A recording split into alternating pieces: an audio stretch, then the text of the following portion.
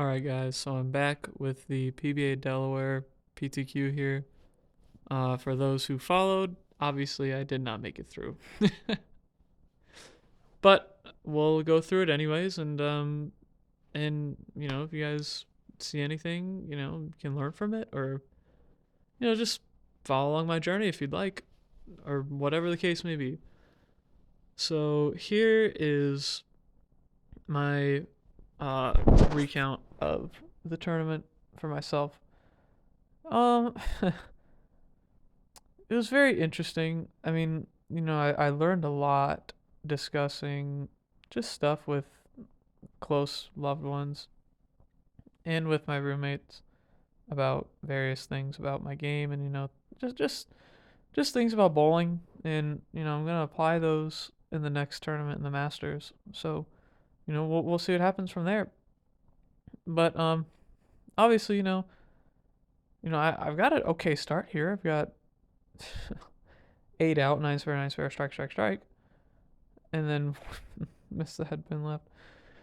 Oh, I just felt like I was in a phone booth. I don't know why.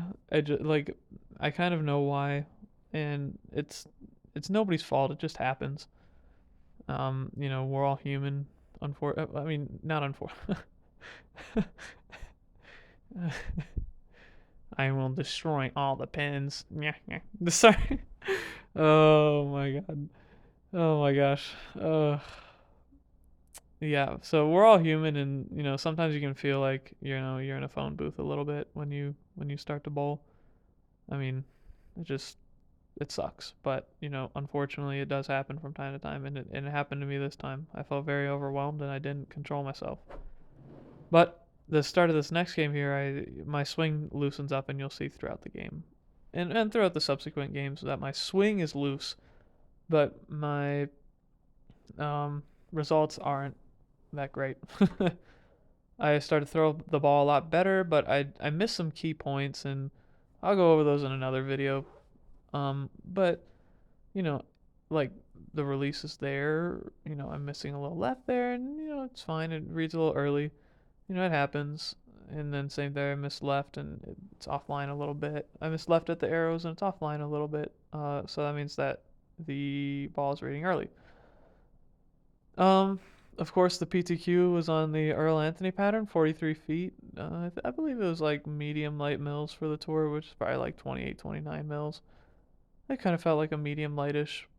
So, I mean, not too bad, but this bowling center hooks a lot. And for whatever reason, it was just the middle part of the lane was destroyed. My goodness. I mean, it got destroyed quick, is what it felt like. I mean, I'm trying to like super float it through the front here, and it's still trying to read the mids heavy. Um, what I found though, and kind of what I mean, as those of you who watched the show with Bug winning, and congrats to him, of course. I mean, that was disgusting. Him getting the victory is just awesome. That's just awesome. You know, but obviously, on the show you have EJ, Bug, Tomas, Bill, and Tim Foy. All pretty floaty two-handers besides Bug, but Bug was lofting the crap out of the ball. So, he could get the ball over the fronts and like delay that hook a lot. Um, and that seems like that's what it took on this pattern looking back at it. Oh, this is also a really beast game right here. Got a non-splashing 7-pin there. Nice, nice. And then we go flush here, I believe. Yep, dead flush. Very nice. And then this shot was really awesome. This like actually like really made me so happy right here. Oh yes. I go dead flush and I still leave a pin. The 8-pin. Uh Obviously that could have been a little better, but I mean that just sucks. That sucks the soul out of you, because it's like non-splashing 7 hit, and then you go flush, and then you go flush 8. It's just like, oh my god, it's hard to get momentum started when you do that. Regardless, um, I mean oh, in this one right here, 7-10, yay, yay, woohoo! I'm really happy you can tell by my body language. uh, anyways, um, yeah. I mean, I didn't really watch the show, but I don't know. I mean, it made sense the people who made it through.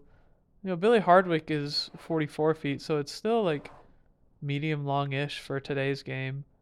Back in the day, that was definitely long.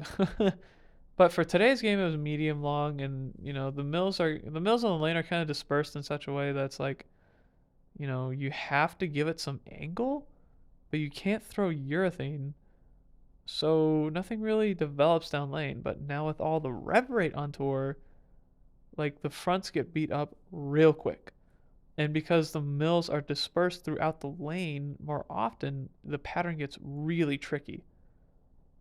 Um, and that was pretty obvious and you'll see in part two, there are a couple shots, actually, well, really in the back part of this thing, sick 9-pin. Yeah, shoot 190 this game, I think.